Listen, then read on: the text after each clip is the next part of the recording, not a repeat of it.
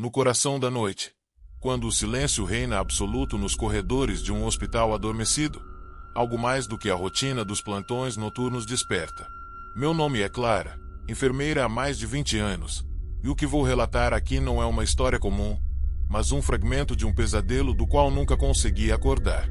Era uma madrugada fria de inverno, e o ar parecia carregado com uma densidade incomum, como se cada respiração fosse um esforço para atravessar um manto invisível. Os monitores bipavam em cadência monótona. A iluminação pálida dos corredores criava sombras que dançavam nas paredes descascadas, e o eco dos meus passos parecia ressoar mais alto do que deveria. Mas naquela noite, algo mais caminhava conosco, algo que não pertencia à dimensão dos vivos. Tudo começou com a paciente do leito 308.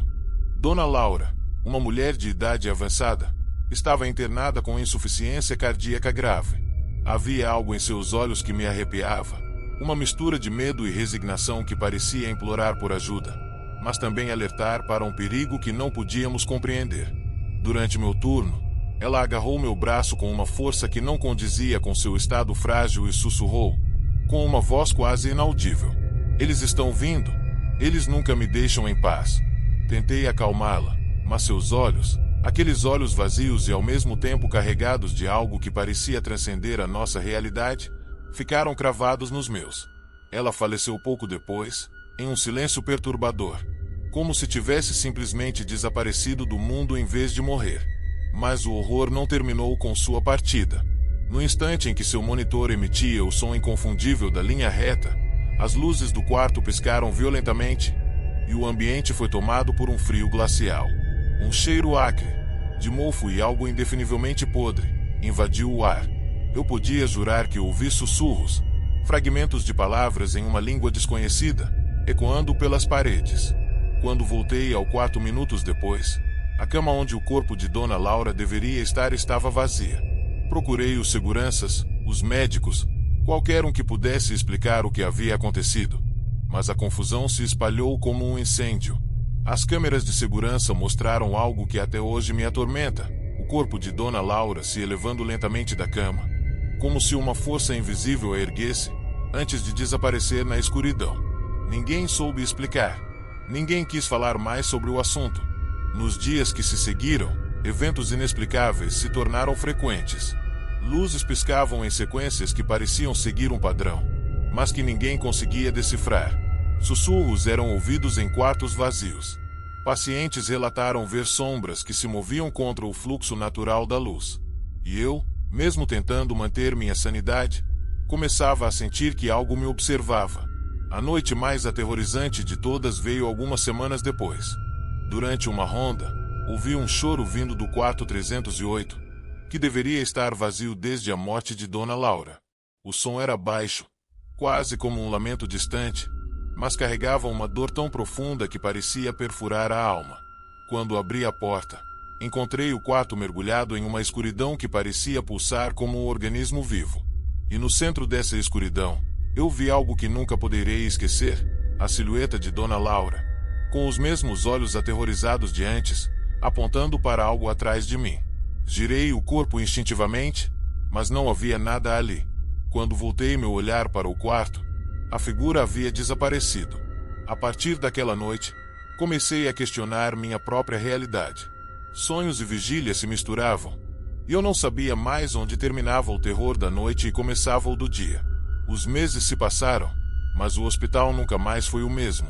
Mais mortes ocorreram no leito 308, todas inexplicáveis.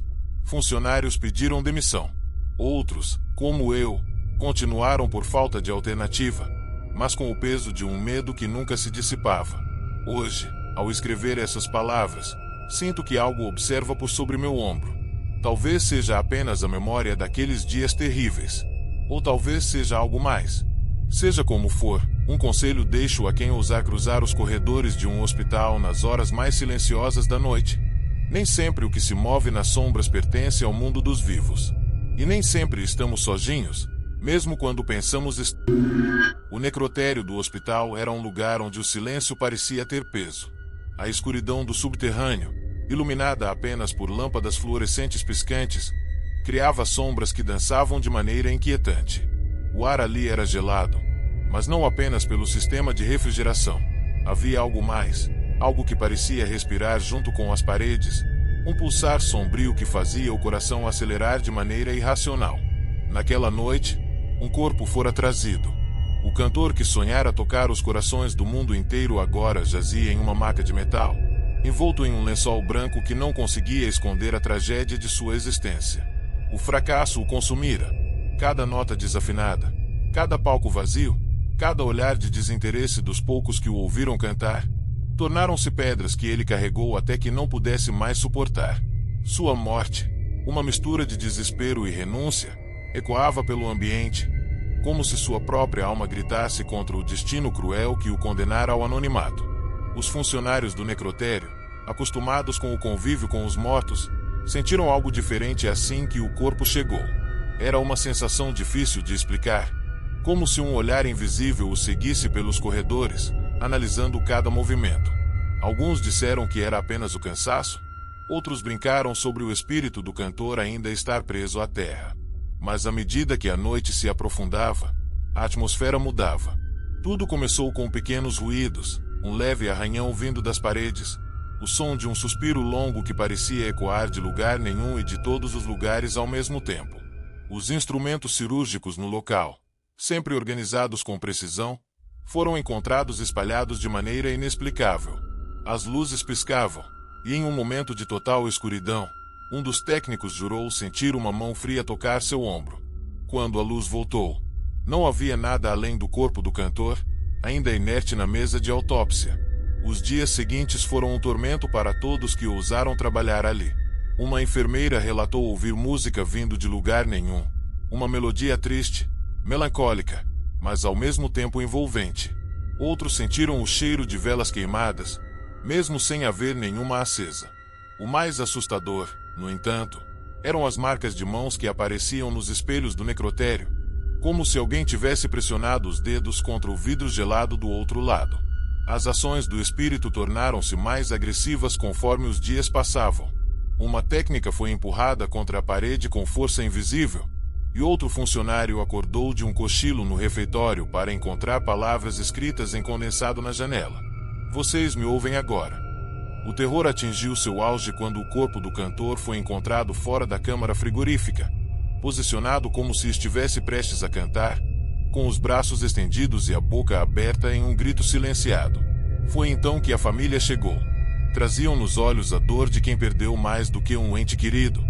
Perderam um sonho, uma esperança. Ao se aproximarem do corpo, o ambiente pareceu mudar.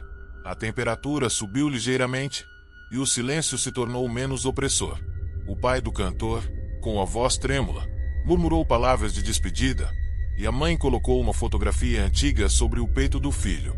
A imagem mostrava o cantor ainda jovem, sorrindo com o violão nas mãos, antes de os fardos da vida roubarem aquele brilho. Quando o corpo foi removido, o necrotério finalmente ficou em paz. Os ruídos cessaram, as luzes estabilizaram, e os espelhos não mais refletiram marcas inexplicáveis. Era como se o espírito perturbado tivesse encontrado algum tipo de redenção na presença daqueles que o amaram, mesmo quando o mundo o ignorou. Mas o hospital nunca mais foi o mesmo.